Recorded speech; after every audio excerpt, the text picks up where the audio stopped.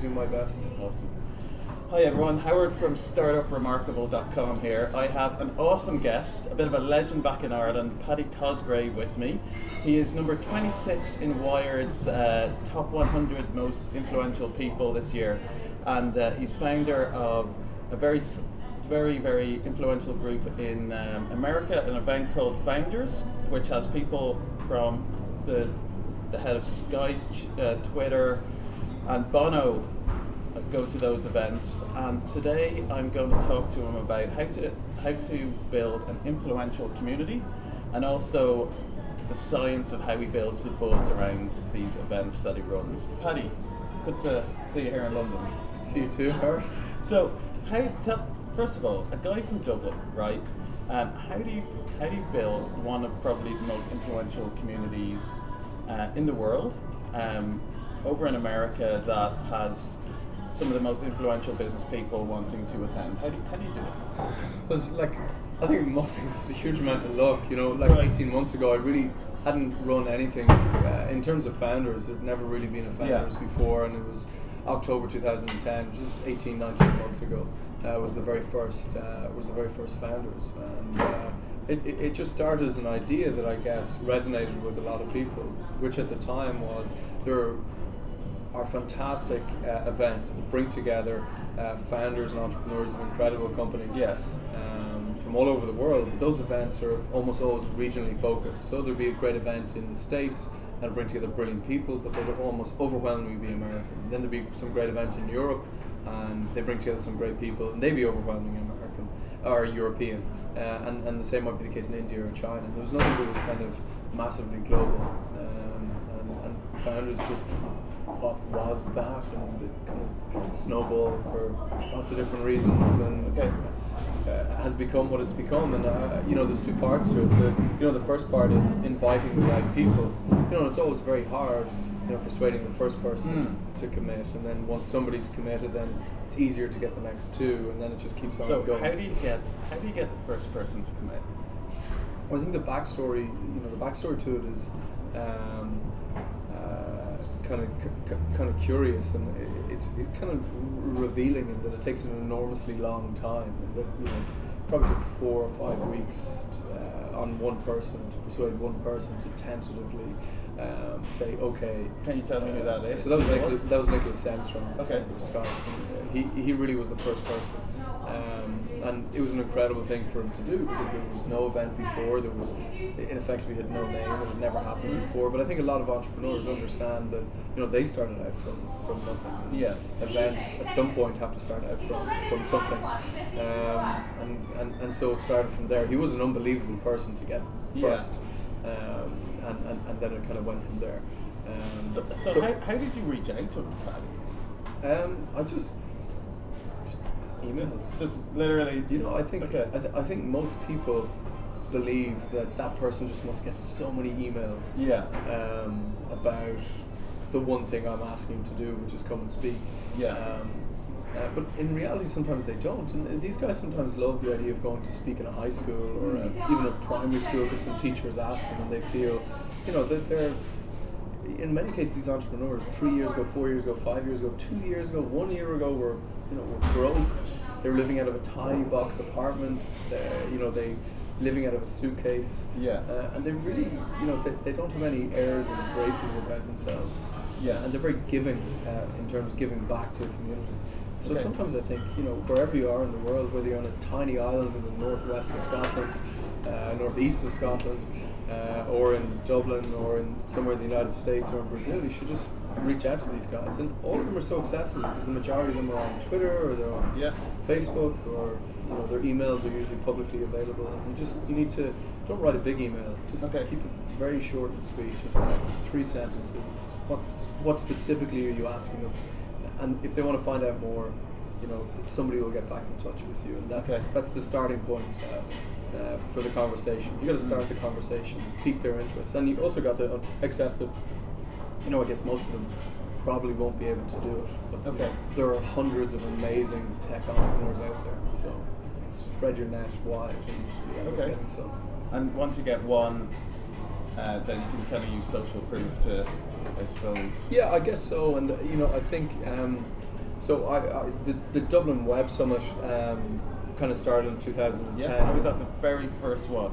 And so Matt Mullenweg and Craig Newmark came to Dublin in February 2010, and they had a really good time. And did you do that first one? Because I suppose for founders you had a bit more confidence because you'd already kind of reached out to these guys. For Matt, for example, how come did that come about? Did you hear he was coming anyway, or? Yeah, so there was kind of like this amazing kind of background story with Matt, in that my little sister, she was 19 at the time, she got elected to a student society in her university, and she came to me in the summer 2009 and was like, oh, you know the internet's so big now. And I was like, well done, sis. Yeah. All that education is paying off. And she goes, every year we invite all these politicians, these academics to come and speak to students who are members of the society, but we want to invite some people who've done amazing things in the internet, online, but we don't know who those people might be. Could you recommend a few people, and then we'll select who we feel then are the best people? Nice. So I recommended Matt Mullenweg, because everything he's done with WordPress is just absolutely incredible. Yeah. And from there, my little sister kind of got back to me a few months later, and the student council had said, we voted for Matt to be invited, and then so I reached out to Matt and said, hey, would you come and speak to the students in this university, and then whilst you're in Ireland, would you then speak for the tech community as well? And that became the very first kind of genesis of it. And I had really no idea what I was doing. I knew nothing about audio, knew nothing about nothing. But that's how all these things kind of start. And you had a successful exit from a past company. Do you think you needed to have that to kind of get the respect to run these events, do you think? Well, I don't really think so. I don't really think it was that respectable of an exit at all. Okay. But maybe there was some kudos for actually trying. Okay. And the amazing thing that, take founders for example, you bring together those 150 tech founders, guys that have built Bebo, Twitter, YouTube, Skype, and Michael Birch is a wonderful example in that, he's not a wonderful example. All of those 150 are wonderful examples, because what they have more in common with each other is not that they've succeeded once or twice, it's that they've failed multiple times. Right. Because they've tried. And most entrepreneurs have failed more than they've succeeded. Yeah. And I think it's just the trying, it's the process of actually trying to build something that maybe wins a little bit of kudos amongst some people. And Paddy, you're friends with some of the top guys in the world now. Do you ask them for advice on things regularly, or? Sure, yeah. It's like the last 18 months has been like the craziest start. It's like a startup MBA on steroids or something. Nice. You can kind of ask anybody about how do you compute the viral factor. What's the best way to measure data for to see if an app is growing or not? You talk about design and UX. It's just it's been really, really fascinating. And I think entrepreneurs are more fascinated. They don't do things really to make money. They do things because they like to build things and create stuff. Yeah. So they're fascinated by ideas. Yeah. And it's the ideas that drive them. So you put 3 or 4 entrepreneurs together, and they'll talk for hours until their COO calls them and says, "Where the hell are you? You're supposed to be in the office. You've got a meeting. Nice. Show up." So maybe I'm being idealistic. I think that's nice. That's my feeling. Nice. And one thing I want to cover, always with your events, probably more than I've ever seen with any type of event before, you have a certain way that just builds great buzz about the event. Yeah. Some pizzas just arrived. Yeah. Can I put them? We're here at Paddy's. Over there would be great. We're just doing an interview here on camera. We're live, so it's all good. There's about to be a London Pub Summit here, and some pieces have arrived. But so for your events, you build buzz, and that's, I suppose, it looks like you have a certain process there, and it's intentional way that it creates scarcity. People have to add themselves to waiting lists, and some more tickets are. Well, so I think the biggest thing is that. If you're ever going to email people or contact them or broadcast something about your event, you should have something new. So announcing all your speakers at the very start is probably not the best idea. So yeah. hey, if you look at Glastonbury or a few other events, they don't necessarily start with the biggest act. They start with a really good act. Okay. And then there's a number of months past, and they announce just like one hell of a headline. And then they announce some more acts and some more acts. It just keeps on snowballing up to the kind of the actual event itself. And I think that's really important. So that's kind of. Did you get the inspiration from that from like music festivals? Yeah, definitely. Oh, did you really? Yeah. Okay. Because music festivals they hold and they hold. They'll announce the music festival first. They'll say these are the dates. These are the people who played over the last few years. And did you know someone in the music industry that told you that, or did you just observe it? One or two of the guys working with me now work for MCD and Mean Fiddler, which are the biggest concert promoters in the UK and Ireland. And some of my good friends, one of my good friends just kind of ran Jay-Z and Kanye West concert in Ireland, and you just observe that's it kind of works, and it's kind of exciting.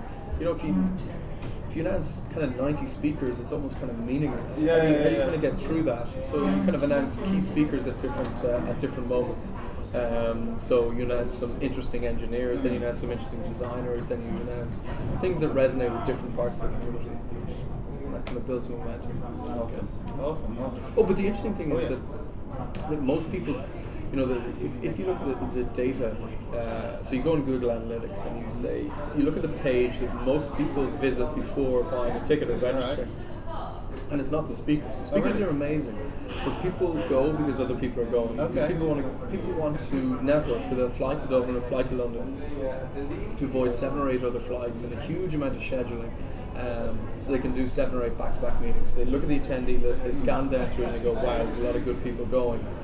I don't want to miss out. Something could happen, maybe nothing might happen, but you know, at least if I'm there, I'm not missing anything. And any opportunity that might come my way, or any investor that I might meet, or any journalist that might really help my startup, at least I'm there. And worst case scenario, I don't miss anything. Best case scenario, I meet a group of people that can change the trajectory of my company." Yeah, and you're completely right. I remember being at your events and looking down over who else is going now. And do you use like is it Eventbrite or something that allows you to do that? Yeah, no, we just use Eventbrite, and then we actually just post up we suck out there. Oh really? So you'll actually type up the names of the people and then publish it on your site. Cool. Very cool. Well, Paddy, the pizzas are here, so I'm going to shoot off, and you've got a big event about to kick off in about half an hour. Just before we leave, someone who is maybe thinking of starting maybe a community or running a big event, what's the kind of biggest kind of learning you've had that you'd advise? Well, like I've looked at lots of other conferences over the last 2 years, and I think. I think one of the biggest mistakes people make is conferences are about the people that attend. Yeah. Speakers are very important, sponsors are very important, and the person organising it is important. But it shouldn't be about the person organising it, it shouldn't be about the sponsors, it shouldn't be about the speakers, it should be about the experience that the attendees have. And that's the most important thing. And if the attendees aren't having a good time, you know, it's like hospital is everything.